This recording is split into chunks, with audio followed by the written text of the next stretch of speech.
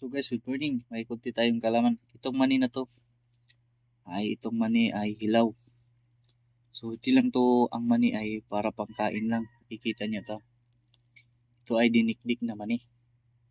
Pwede ito pangtambal ng panggamot ng ugahip kung sa Bisaya, iwan ko kung sa Tagalog. Ito, hindi lang to pangkain. Basta hilaw lang, wag lang yung mga sinaing na mani or tinatawag na nilungag kung sa Bisaya. So ito ay kunting kunting kalaman. Ang mani hindi lahat pangkain. Meron ding iba na gumagawa ng oil galing sa mani. English peanut oil.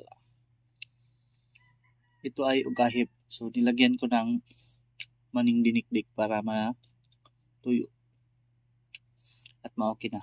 So sa awa ng Diyos, sa araw ko lang nilagyan, pag kinabukasan natuyo na agad.